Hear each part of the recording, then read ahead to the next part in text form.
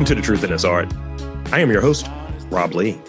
And today, I have the privilege of being in conversation with the founder and principal of Magma Build Studios. Their mission is to bring ideas to life and are known for problem solving and forward thinking. They're made up of metalsmiths, blacksmiths, woodworkers, CAD designers, glass blowers, and other creative people who don't fit into a specific title. Please welcome Aric Wanveer. Welcome to the podcast. Thank you. It's great to be here. I'm excited. I am as well. When it comes to like kind of rethinking and disruptive sort of thinking is what I was picking up.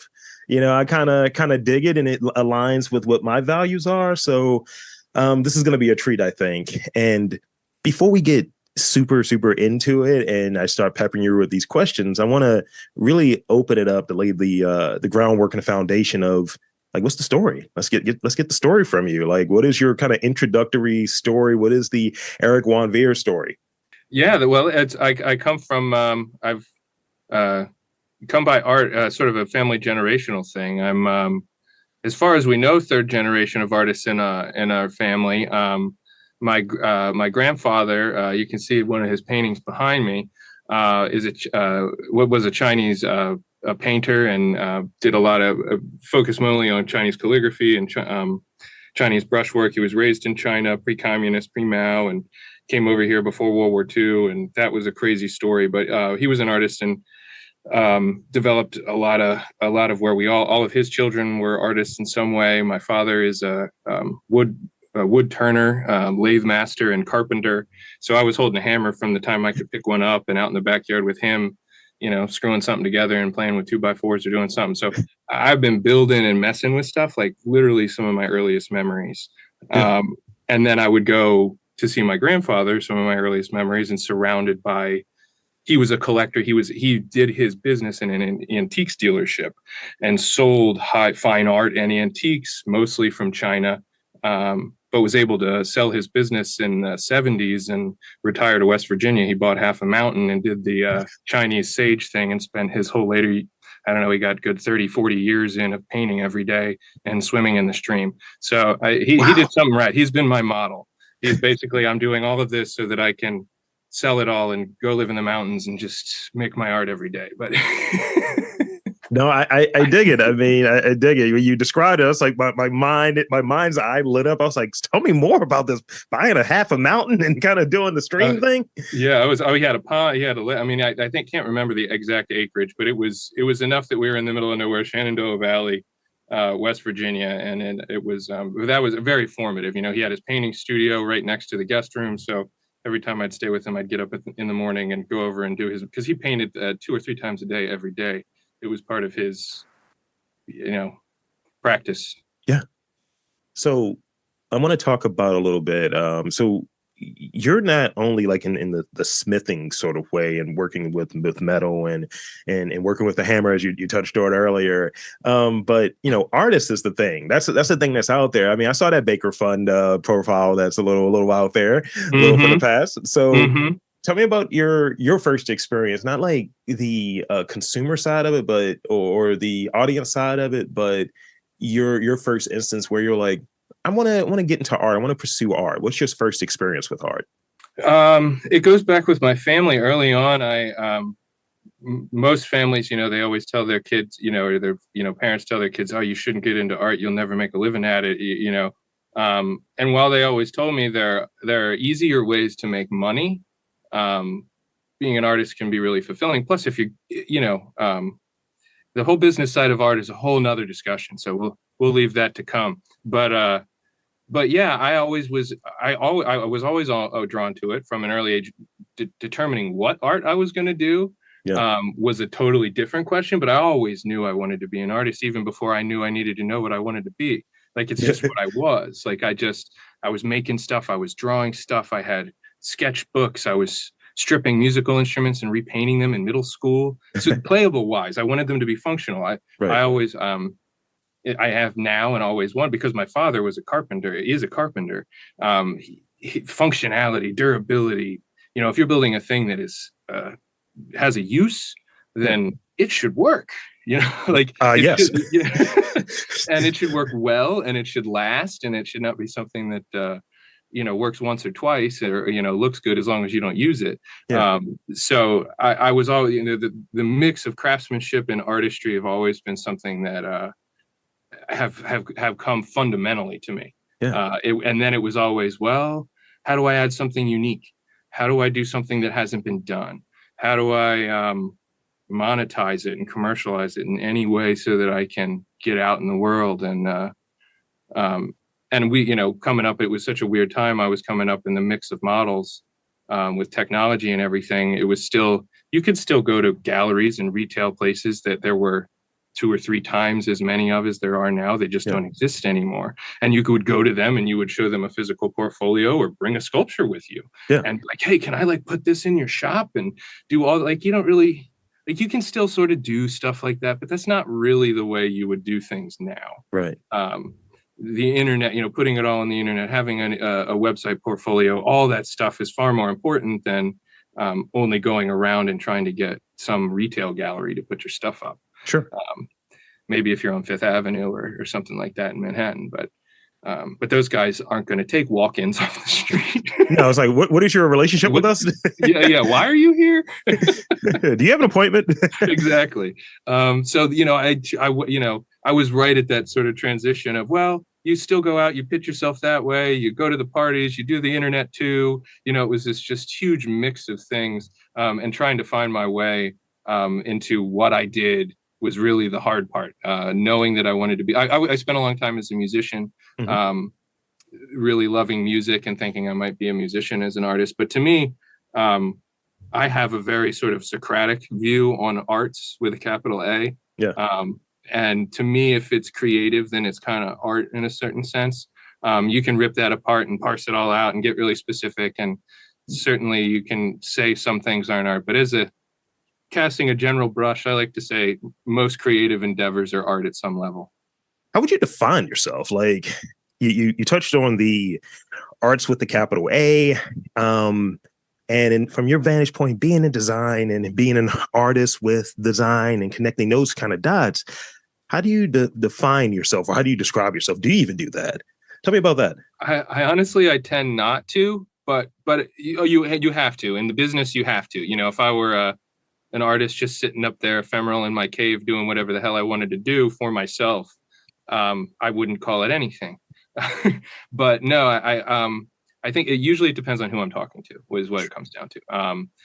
But I feel like one of my best torchbearers is Rebecca Hoffberger, and I find her description of me to be the one that I started to use a lot, which is artist, inventor, designer. Yeah. Sort of as one, like with hyphens, like one thing. Because I feel like that fits. I do invent things, and that's always been some of my biggest artists, and I view them as artists as well. Were Leonardo da Vinci, Ben Franklin. I mean, as Americans, I was always truly inspired by Ben Franklin and Thomas Jefferson, not as revolutionary guys, but I mean, if I went to Monticello, I think when I was 12 or 13, and that was truly formative as an artist. Yeah. And to be like, I want to walk around a house that I designed the whole house. I designed most of the furniture. I picked the paint colors, but in some cases they were making paints from pigments that they were getting around them, so the level of artistry, the level of knowledge, architecture, design, fabrication, classics, all that stuff, proportion, balance, everything that you talk about in the art world, these old school cats were doing, and just on large. And that's what it wasn't that I necessarily needed to have any fame out of it. I just, like my grandfather, people don't know who he is, but he did it, and he got to live in a house that he designed. He got to build all this stuff. He got to spend his whole life making and surrounded by art. And that's all I wanted to be. So those guys were always inspirations, because it was hard to find that in the contemporary sense. Everybody gets so pigeonholed. And I didn't I didn't want to just be a specialist. Yeah. I wanted to be a generalist, I guess, in that sense, sort of more of a Renaissance man, like I wanted to be, and to me, the combination of it all is what, and that's where, like, collaboration and combination are an area that I thrive. Yeah. And I love working with other people. I love getting new ideas. And that's why the group that I've pulled together have become, so important, because the team that I have put in with the clients that we get, either, fine artists or architects or whatever it is they're doing, they look to us to be able to help fix things or come up, often they conceive things Yeah. that the real world butts heads with, and it's so many people, it's easy to draw a picture, and which is all well and good if you're just a painter or a graphic artist and you get into Photoshop or whatever program you use, or Blender or whatever, and render something and it's gorgeous. But if you have to produce that in the real world, there are physical limitations. Yeah. And to be able to know that, whether it's materials or aesthetics, what the client wants it to look like, or right up against, oh, this physically can't be done. And there's this sort of spectrum that I always sort of look at of, okay, oh, and then the big specter within that spectrum is budget. And that well, that's one of the things, like, as you're describing it, and you're keying in on what that next question is going to be. Like, it's as if you got the questions already. Yeah. But I start looking at people when they're in this sort of like overarching founder, director, kind of like leader sort of spot. Are you more oriented around the how or the why? That's the thing that I start looking at. And, I understand that's kind of spectrum piece you were talking about there. And I know for myself, I just naturally, and I love the multi-hyphenate thing too, by the way, because I've talked to people who like what I do, and they say, oh, this is like anthropology, right? You're doing some curating, right? You're doing this, and this. Yep. And I find that I'm very interested in how people do things, and naturally what pops in my head with the way that people do things, because I'm not necessarily connected to it, because I'm not the person doing it. I think that at least gives me, hey, here's maybe an idea. You transmute it, do what you need to do with it, but here's an idea and maybe you can apply it. That's what I naturally do. For instance, 2 days ago, I was at a fashion show. First time I've ever gone to a fashion show. Mm-hmm. And I was like, what? I like this experience. This could go this way. Maybe you could do this, you could do that. And really thinking about it from having over 400 conversations with artists, having all of these different kind of cross sections, that ultimately the end result is a different perspective. Right. And it's hard to kind of tie it. And I was like, I'd rather just do it myself, which is what I'm kind of getting from some of the things, like bringing these ideas to life. That's what really, really, really resonated with me with reading over the background for you and for your team. So with that, let's segue into it. Tell us about Magma Build Studios and how it came about. Well, it started with me and my early artist partner, Tim McFadden. And we started with the glass blowing stuff. And I was out, just trying to make it as an artist, doing sculptures and applying for stuff and doing things here and there. And then messing around with Tim, I was able to figure out, like, hey, you can fuse metal and glass. And between what I was learning with glass blowing and, just a few trips to Corning and the history of glass blowing, it'll teach you a lot about the Romans could do some amazing stuff. And there's some pieces that are 2,000 plus years old there that'll blow your mind. Wow. And if you want, and that's when I talk about durability, that's my standard, when you're going into a museum and the buildings around us that we all live in now have crumbled to dust and our sculpture still stands. That's what I'm talking about when I talk about durability, and I like that half the pieces I make literally can, as long as they're not melted down in a furnace, will be in the dirt 3,000 years from now. And that's a big part of what we do. So, and along this studying of me getting involved in all of making pieces that last, I learned that glass is one of the best materials for that endeavor. As long as it's not hit with a hammer or, destroyed in a volcanic eruption. And in some cases, some of them are preserved by the ash. It's wild, but there's some amazing stuff. Glass will last forever. It is UV, like 100% UV resistant. It won't break down. There's no plastic that will ever compare to what glass is capable of. And so it's like, okay, well, how do we get metal and glass to really, if we can do, and they're both, and after I was doing a lot of glass blowing, I realized, well, a big pot of molten glass and a big pot of molten metal, you'd be hard pressed to tell the difference until you poke at it. Like if you just look at it with your eyes and you had two of these pots sitting there, you'd be like, well, they're both two pots of liquid magma. I'm obviously not going to touch either one. I mean, you can cook it with a stick, but I mean, and you will be able to tell the difference. But it's just like, wow, these things are really similar at this Yeah. temperature. So I was like, hey, Tim, can we start doing these experiments? What if we start treating metal like glass? And he's like, yeah, why not? Let's play. And we got in our first experiment, 5 out of 5, we made not just knives. I made these copper blanks that were some letter openers. I think one might have been like a fork. One was like a carving set, but all like metal objects around this big. A couple purely art decorative type knife things that you hang on the wall. The best one, of course, I destroyed trying to figure out what the limits were later. But all 5 pieces came out and all 5 worked. I have a handful of them now. That I use as my letter openers and stuff. And at the time, we didn't really even care about aesthetics. We were just like, can we get this thing to do what we want and stick on the metal the way what we want and have it come out of the annealing oven? And then we're like, done. And we were like, 50-50 chance it works at all on one of them. And 5 out of 5 worked to the point we were like, how strong is this? And that's when I started taking the first couple to the anvil, literally, and beat the crap out of them with hammers until they broke. And I had to work up to full-on sledgehammers to break them. And was like, holy cow, there is something here. The nicest one that I broke, I didn't break actually trying to break it. I broke it work hardening the copper, because I went back and was forging the copper because I didn't think that it was going to be, I thought it was all going to be throwaway crap. So I didn't do anything to make the blade look good. So I was like, oh shit, well, I guess this is like a really cool piece. So I went back and tried to work the metal with the glass on it. And it actually made it about 3/4 of the way, forging, beating the metal with a hammer with glass handle attached to it. So in retrospect, if I'd have just done it in the right order, it all would have worked out great.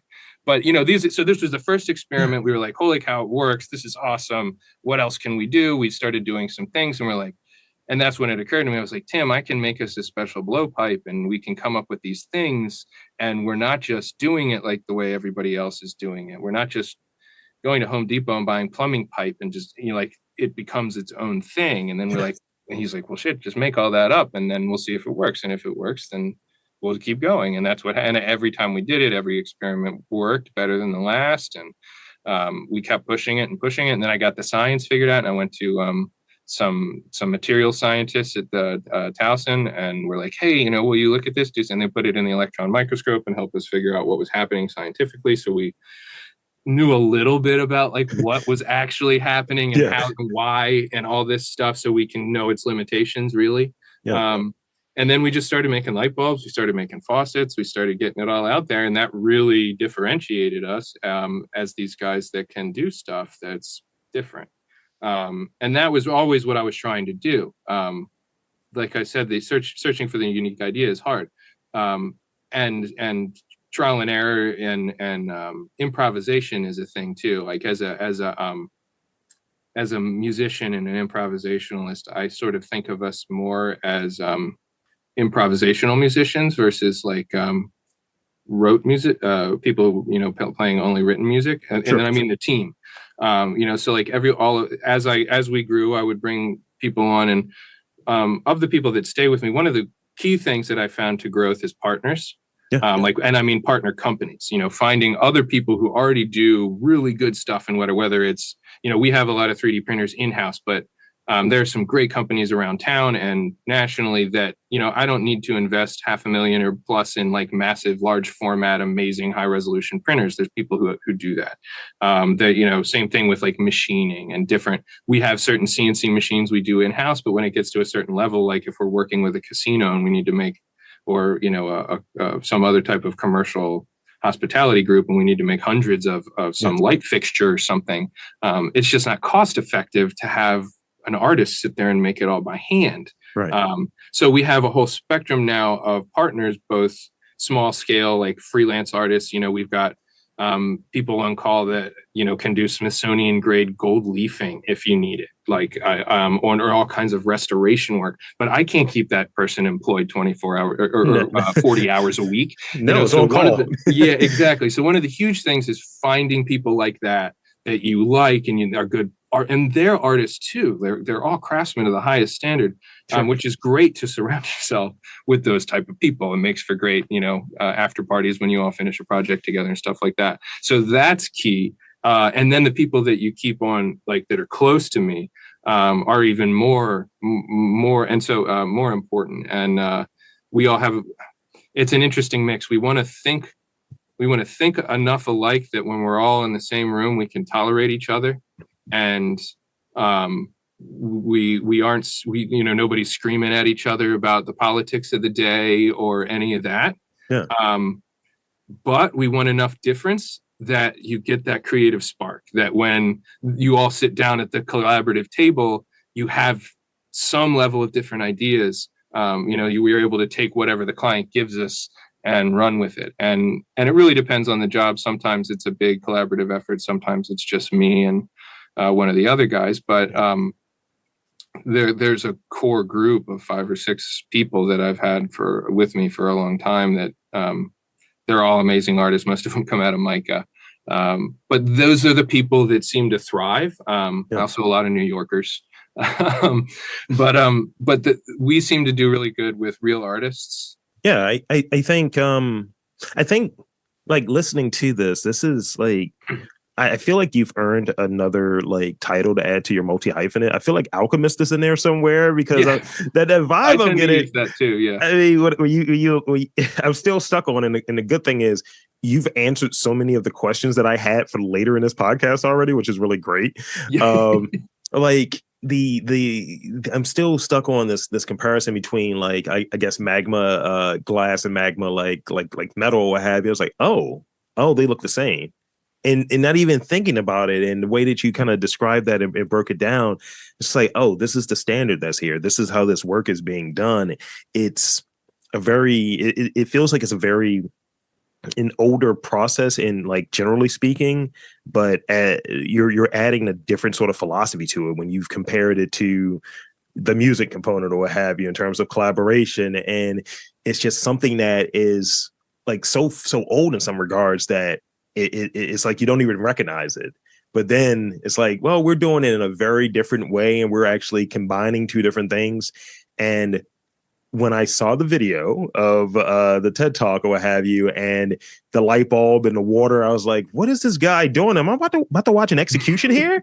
And it was just like, this is really cool. This is like really, really cool, to be honest. Well, thanks. Yeah. And that's really, those early days are really the fundamentals of what we are. And that's whether it's making a light bulb that can do that stuff, and then all the applications that you can do with that, or a glass faucet, or all the other crazy things that and those were just the early things. I mean, some of the stuff we're working on now is so cool, but everybody with us has this sort of mindset.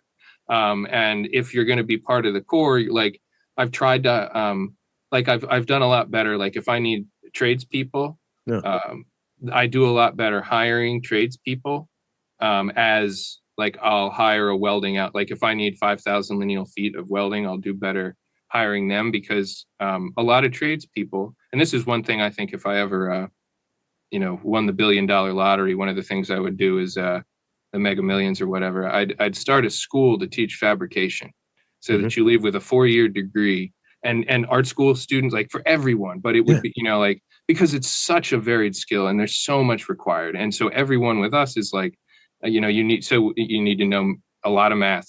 You need to know a lot of different procedures, from woodworking to metalworking to welding. All the guys that work there do all of the different forms of welding. They're all, they all do TIG, they all do MIG, they all know the table saw. I got one guy that does things. He's a wizard. He does stuff with the table saw. He's in our shop in Brooklyn now. But it's amazing, just amazing.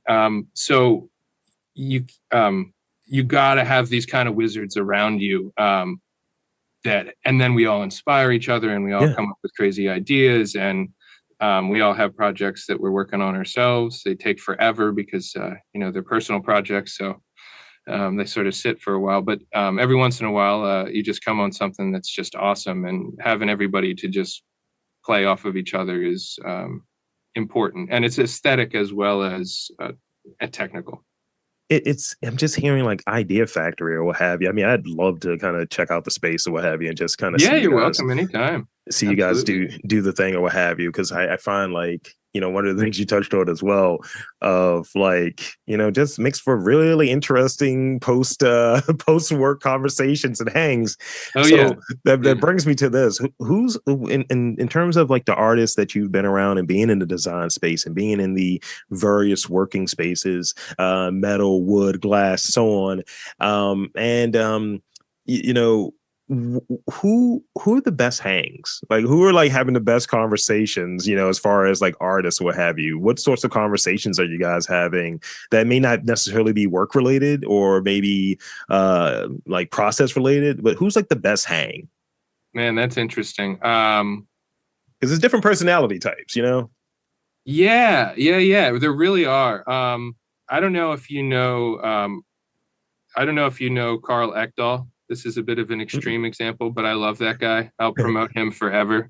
Um, he is to use kind of the answer. Like he's the epitome of the question you're asking. Like if you want to be surprised by some crazy shit, if you want to hear something you've never heard, if Yeah, you want to hear a political angle that you never considered, with a guy who can back it up, like not just, well, let me pull some stuff out of this, yeah, out of my ass. Like this guy can back it all up. He's amazing. But he what is his we work with him. He's one of the guys that I kind of pull into. He's actually, I'm partnering him with this new method of this thing we've invented for machining metal, and trans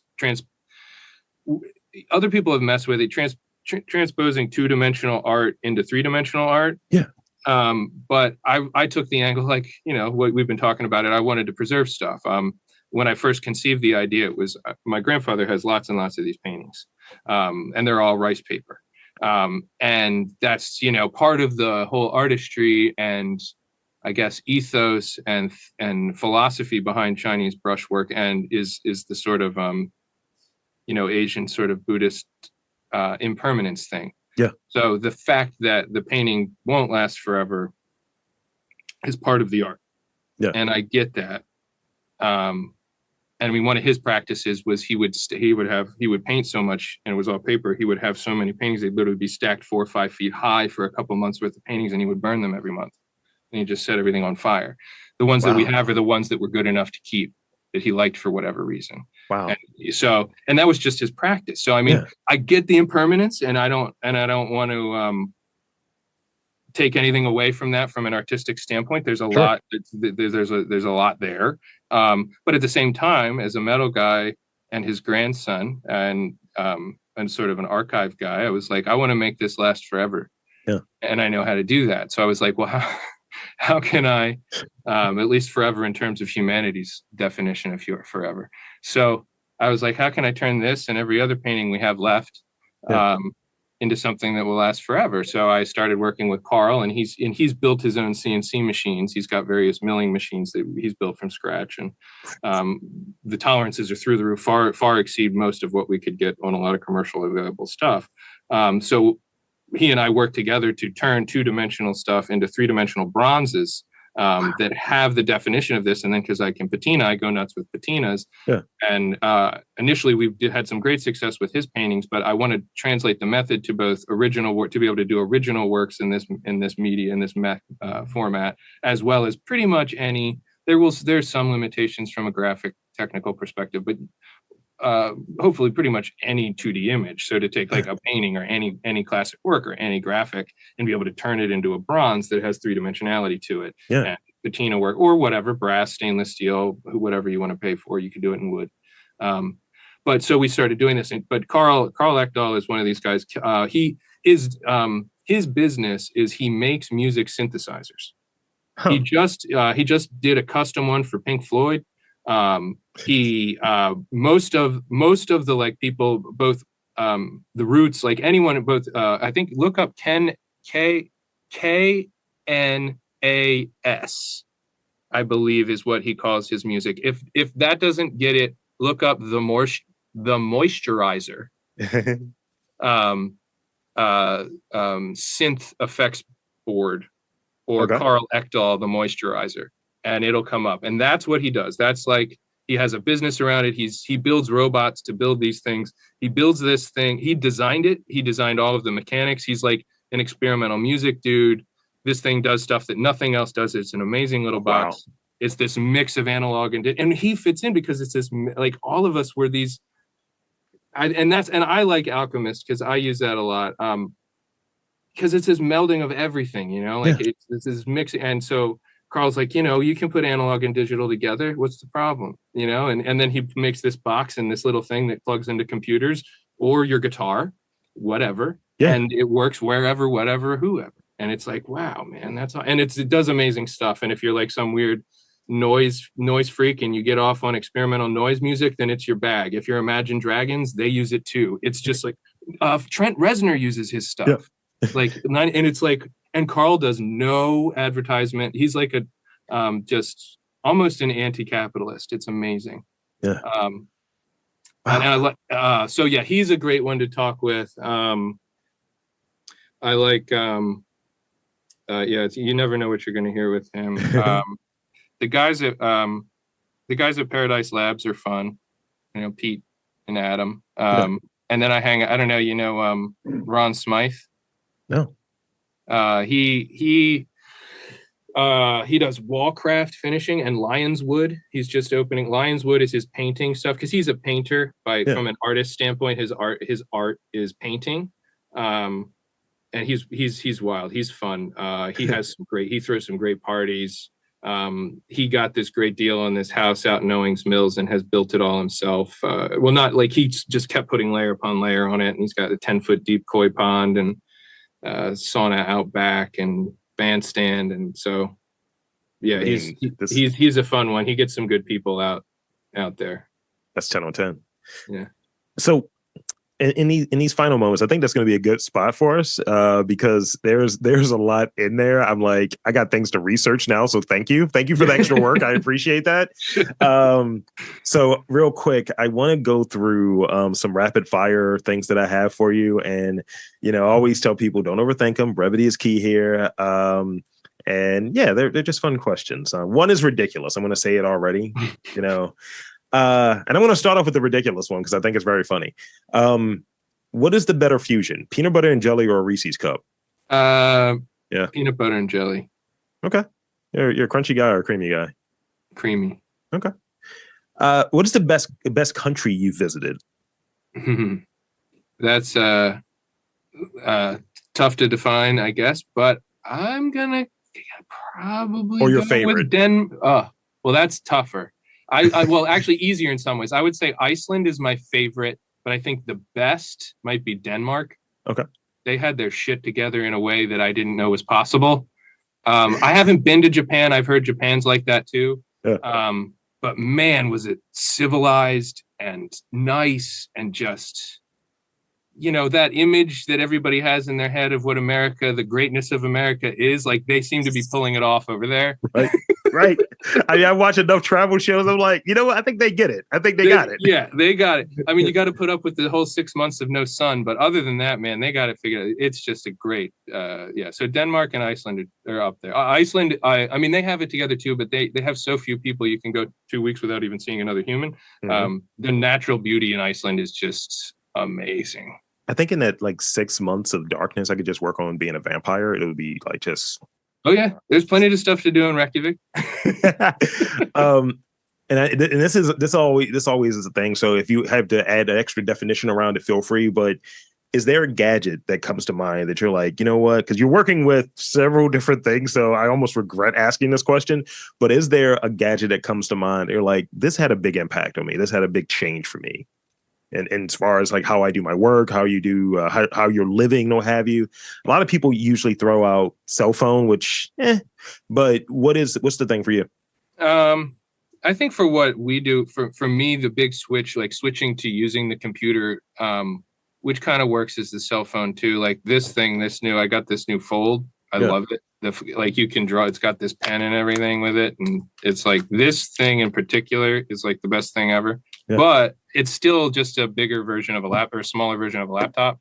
But ultimately, when I think back to how I learned how to fabricate and how I learned how to build, was old school, like pull out a measuring tape, get on the fab table, learn how to do it, which is really the only way to do it, Yeah. to really learn how to make stuff. But the switch, like then you could draw everything. Like I know how to do stuff old school drafting. So like I can get out my little thin pens Yeah. and my rulers and do it old school. I never do. Right. But teaching myself, and I had to do this. I made the conscious decision when I was like, okay, we're going to make this Magma Build Studios. We're going to make this a business. I'm going to stop being the guy working out of my garage as an artist Yeah. and make a business out of this. I need to learn software. I need to learn rendering. I need to learn CAD. I need to learn CNC work. There's so much, and which is like so many different programs. There's probably 10 different programs, and I couldn't say which one's more important. You kind of need all of them to do all of the stuff that we do. Sure. But even just down to like the CAM software, just being able to learn about all of this stuff. And when I was learning the fab shop that I used, we did none of it. If we did, like when I learned how to do anything, we would send stuff out. We would make no files ourselves. We did drawings and picture stuff and graphics and maquettes. If they wanted anything 3-dimensional, I made a 3-dimensional maquette in real life, which was great. And I love that. And you end up with all these mini sculptures, and it's so much fun. But to be able to go onto SketchUp and to do what took me days in real life to come up with 3 different maquettes that we use none of them, and then go into SketchUp and it's 5 minutes a piece or 10 minutes a piece, and the client gets it the same way, was huge. And so it wasn't just the machine itself, it was all the software, and switching from an artist who does everything old school on paper to an artist who's like, no, I'm cool with this digital thing and doing it all on that now, because you can just port it all and change, transfer the files, and all of a sudden you're 3D printing, and no, I mean, like I said, as and that's kind of where we're going to wrap, I think. But as I didn't say this earlier, but like I said, I'm blown away so far in this conversation. And as a person who I wanted to go to a trade school to do drafting, that was really going to be my path at one point. I'm like kind of getting the itch right now. I don't like it. I'm good at this. I'm good at the talking, not the you said math. I was like, it reminds me of my math. And that was one of the things I always hate. I had to get around it. I think of the math we do as geometry. It's a different thing. Yeah. So with that, I want to again thank you for coming on here and chatting it up with me, spinning a yarn, as it were. And I want to invite and encourage you to tell the fine folks about you, Magma Build Studios, where to check you out on social media, website. The floor is yours. Thank you. I really appreciate the time. It's been great. I enjoyed talking with you. You can find us at magmabuildstudios.com on our website. And we also have a bunch on Instagram. You can check us out at Magma Build Studios on Instagram as well. And there you have it, folks. I want to again thank Aric Wanveer from Magma Build Studios for coming onto the podcast and chatting it up with me and sharing a bit of his story and his background. And for Aric Wanveer, I'm Rob Lee, saying that there's art, design, creativity in and around Baltimore. You just got to look for it.